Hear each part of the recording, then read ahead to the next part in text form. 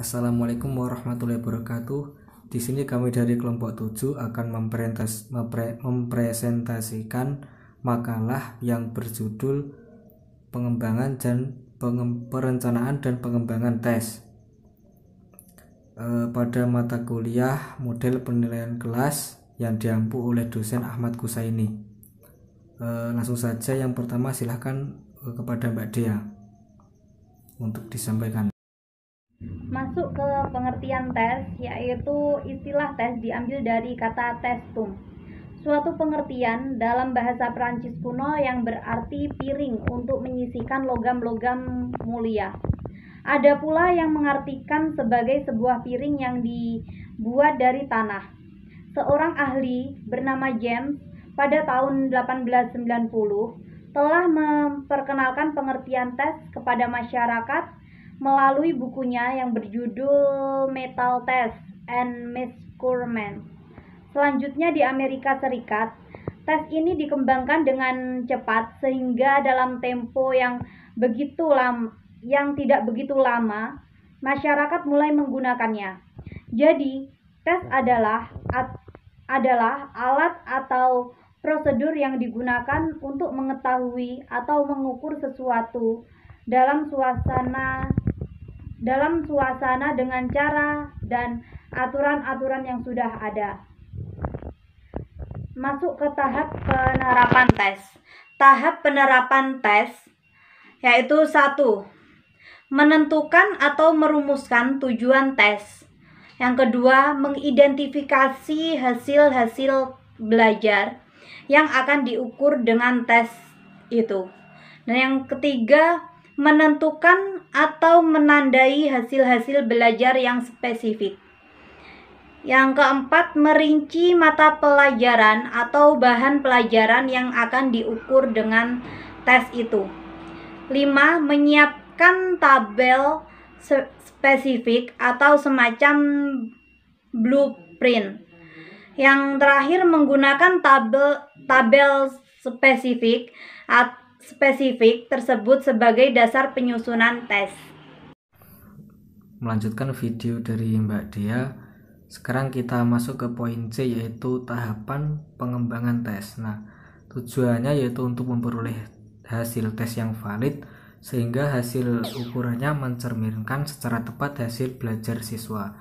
Nah, tahapannya itu apa saja? Itu ada 12 tahapan.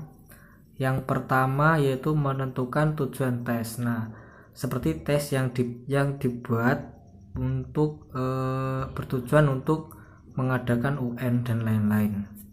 Kemudian yang nomor 2 yaitu menganalisis kurikulum.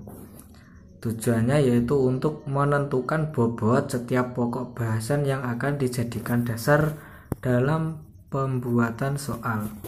Nah, kemudian yang nomor 3 yaitu analisis sumber materi pelajaran. Tujuannya yaitu untuk menentukan bobot setiap pokok bahasan berdasarkan jumlah halaman materi yang termuat dalam buku LKS atau buku sumber belajar. Nah, yang keempat yaitu membuat kisi-kisi. Nah, tujuannya yaitu untuk memperoleh hasil tes yang sesuai dengan tujuan atau agar soal tes itu tidak melebar dari kisi-kisi. Selanjutnya yang nomor 5 yaitu penulisan tujuan instruksional khusus. Nah, TIK harus mencerminkan tingkah laku siswa. Oleh karena itu penulisan harus operasional. Kemudian yang nomor 6 yaitu penulisan soal. Nah, setelah kisi-kisi jadi, selanjutnya yaitu membuat soal. Nah, tujuannya itu untuk mengetahui hasil belajar siswa. Yang ketujuh yaitu telaah soal. Tujuannya untuk meninjau ulang soal agar tidak ada kesalahan dalam penulisan maupun dalam pemahaman sampel. Nah, yang ke-8 yaitu reproduksi tes terbatas, yaitu untuk memperbanyak atau mengcopy jumlah tes sesuai jumlah sampel. Yang ke-9 yaitu uji coba tes. Sampel uji coba harus mempunyai karakteristik karakteristik yang kurang lebih sama dengan karakteristik peserta tes sesungguhnya. Jadi sebelum soal itu dibuat menjadi satu kesatuan tes, itu diujikan dahulu kepada sampel yang hampir sama atau mempunyai karakteristik yang sama seperti tryout atau semacamnya. Kemudian yang nomor 10, analisis hasil uji coba.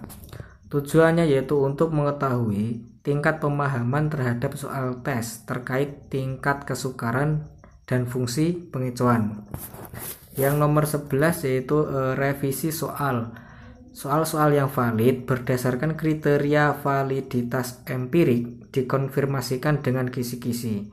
Apabila soal tersebut sudah memenuhi syarat, apabila soal tersebut belum memenuhi syarat, maka tidak boleh dimasukkan ke dalam sebuah tes. Walaupun sudah memenuhi syarat tetapi tidak mencakup seluruh materi yang akan diujikan, itu tidak bisa dijadikan tes. Nah, kemudian apabila tes tersebut sudah memenuhi syarat atau soal tersebut sudah memenuhi syarat dan sudah memenuhi semua kriteria validitas empirik, maka sudah boleh dijadikan atau dirakit menjadi sebuah tes. Kemudian yang nomor 12, merakit soal menjadi tes.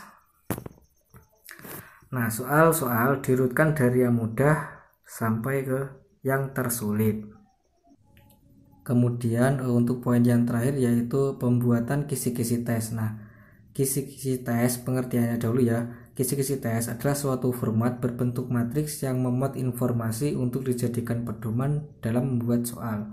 Kisi-kisi disusun berdasarkan tujuan penggunaan tes. Nah, kemudian yang nomor 2 yaitu syarat kisi-kisi. Nah, apa saja syaratnya? Yang pertama yaitu kisi-kisi harus mewakili isi kurikulum yang akan diujikan. Kemudian yang B, komponen rinci, jelas, mudah dipahami. Kemudian yang C, soal-soalnya harus dapat dibuat sesuai dengan indikator dalam bentuk soal yang ditetapkan. Baiklah, sudah cukup presentasi dari kelompok kami. Apabila ada kurang lebihnya kami mohon maaf yang sebesar-besarnya. Wassalamualaikum warahmatullahi wabarakatuh.